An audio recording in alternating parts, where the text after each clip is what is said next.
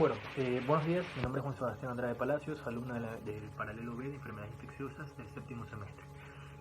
Primer momento voy a hablar acerca de las enfermedades infecciosas o transmitibles. Estas enfermedades infecciosas son aquellas las cuales se transmiten de un agente infeccioso o por medio de sus productos tóxicos a un huésped susceptible, el cual va a infectarse. Sin embargo, es importante destacar que no toda infección se convierte en una enfermedad clínica.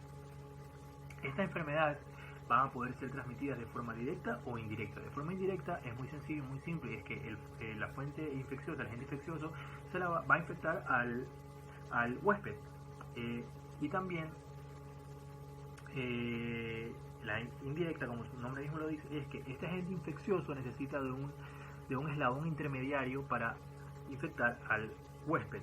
En este caso, el eslabón intermediario puede ser un vehículo como un utensilio infectado, un vector como un animal un insecto u otro animal, o por el aire, por ejemplo el polvo. Es importante destacar estas enfermedades infecciosas debido a que tienen alta mortalidad en los países subdesarrollados, es un motivo de consulta muy frecuente, también causa ausentismo laboral y escolar importante, y a su vez tiene la capacidad de generar epidemias o, en peor de los casos, pandemias. Entonces, también hay que decir que estas enfermedades infecciosas van a tener una cadena de transmisión. Esta cadena de transmisión es, como ya lo mencioné, el agente infeccioso, el huésped y el lugar donde se va a causar esta unión, que va a ser el medio ambiente. El agente infeccioso es aquel individuo o microorganismo capaz de poder transmitir la enfermedad. Este va a tener una serie de características, las cuales van a ser la patogenicidad, la virulencia, la infectividad y la dosis infectiva. El medio ambiente va a ser, como ya lo mencioné, el lugar donde se van a encontrar, y va a ser físico, químico, biológico o sociocultural. Vamos al huésped. El huésped es aquella persona que lamentablemente va a tener el contacto con el agente infeccioso y que va a contraer la enfermedad, aunque, como lo mencioné, no siempre infección es enfermedad clínica.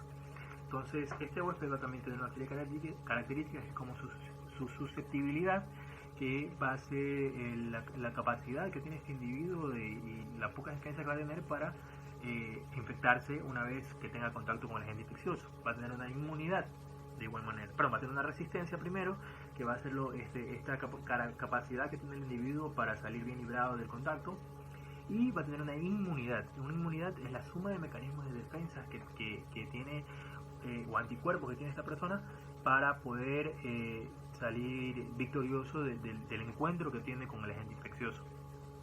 Entonces, esta inmunidad puede ser innata, que la tiene el individuo desde que nació, o puede ser adquirida, que a su vez que la va ganando con el tiempo, y a su vez esta puede ser activa o pasiva. La activa es cuando el microorganismo genera los anticuerpos una vez que se haya, de manera natural, que se haya infectado con la enfermedad, o de manera pasiva, que es de manera artificial, que es cuando vacunan al individuo, o de manera pasiva, que es cuando el ser humano o el individuo o el huésped, ya sea animal, le van a proporcionar el agente o el mecanismo de defensa, y este se va ya a crear en el individuo, pero ya le inyectan el mecanismo de defensa. Ahora vamos a hablar de ¿qué es una epidemia? Una epidemia es la aparición en una comunidad de una enfermedad o de un número de casos de una enfermedad que es incontrolable para la salud de aquel lugar, o que no saben cómo manejarla.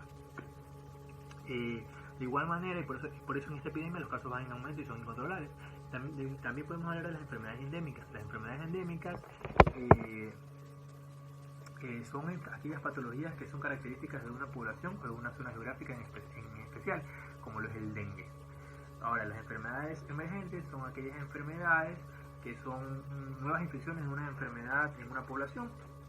Por ejemplo, en este caso podemos hablar del coronavirus en Wuhan. Esto es una enfermedad emergente.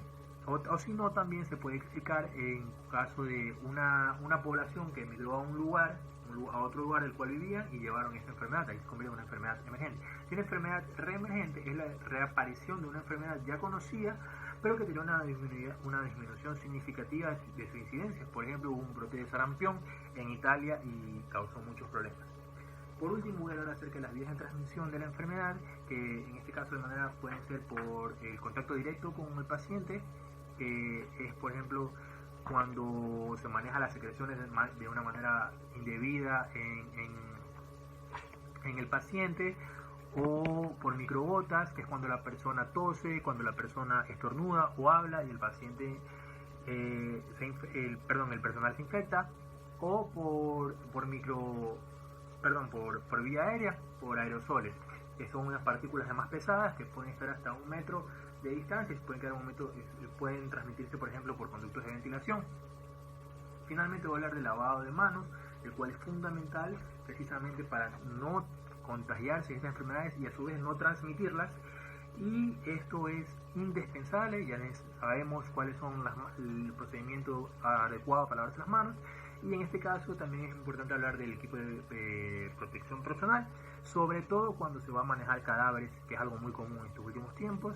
Hay que ponérselo de manera adecuada, ponerse la bata, la mascarilla, la protección ocular o facial y los guantes, y al momento de retirarse es al contrario, se sacan los guantes, se saca el equipo de protección ocular o facial, la bata y la mascarilla. La fiebre de origen desconocido sabemos que es una enfermedad febril, como su nombre mismo lo dice, una patología febril, un estado febril, el cual cursa con un periodo mayor o igual de 15 o 21 días, según el autor que lo describa, que la temperatura tiene que estar por encima de 38.3 grados centígrados y que hay una imposibilidad de lograr un diagnóstico etiológico cuando aún teniendo el paciente hospitalizado por lo menos una semana.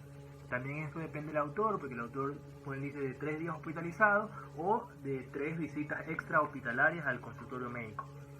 ¿Esto por qué se da? Se da porque tiene distintas causas, distintas etiologías. Puede ser infecciosas, ¿no? Una tuberculosis diseminada o extrapulmonar que no se haya podido dar un diagnóstico oportuno. Neoplasias. Sabemos que las neoplasias cursan por periodos en los cuales hay inmunosupresión, la fiebre se activa por la inmunosupresión porque se pesca una infección, etcétera. Hay las causas inflamatorias, inflamaciones, ¿no? Hay estados febriles, hay las misceláneas, son un conjunto de enfermedades como son las enfermedades autoinmunes, lupus eritematoso sistémico, fiebre por fármacos no detectada, o también hay las causas que son no diagnosticadas. Ahí tenemos 5 etiologías y vamos con su clasificación rapidito antes que se me acabe el tiempo. Tenemos la FOD clásica, que es la que ya mencioné y que también le mencionamos que 3 días de pruebas negativas, la neutropénica, que es exactamente igual que la clásica, fiebre de 38.3 elevada, 3 días de pruebas negativas, pero que a su vez esta cuenta con un recuento de menos 500 o menos 1000 polimorfonucleares dependiendo del autor. La de VIH, que ya se sabe que el paciente tiene VIH conocido, la temperatura está por encima de 38.3, hay más de 3 días hospitalizado o más de 4 semanas si no hay hospitalización y sigue con la fiebre. Y por último, 3 días de pruebas negativas, exámenes complementarios. Y por último, la nosocomial, que es el paciente está hospitalizado, tiene la fiebre por encima de 38.3 grados centígrados, 3 días de pruebas negativas y de que este paciente no haya tenido fiebre al momento de llegar. Es importante hacer un uso correcto de la gama de exámenes complementarios que se goza hoy en día para llegar rápido a la etiología de esta fiebre, para poder dar a su vez un tratamiento adecuado. Porque se debe evitar a toda costa el tratamiento empírico. Este se debe dar solo en caso de una sospecha clínica adecuada y que el paciente presente enfermedad grave. Ahí tenemos una serie de exámenes complementarios de primera línea y para tratar de no llegar a la segunda línea, por ejemplo la segunda línea de la biopsia, que es solo un examen que se debe realizar cuando tengamos una sospecha elevada de este diagnóstico. Gracias.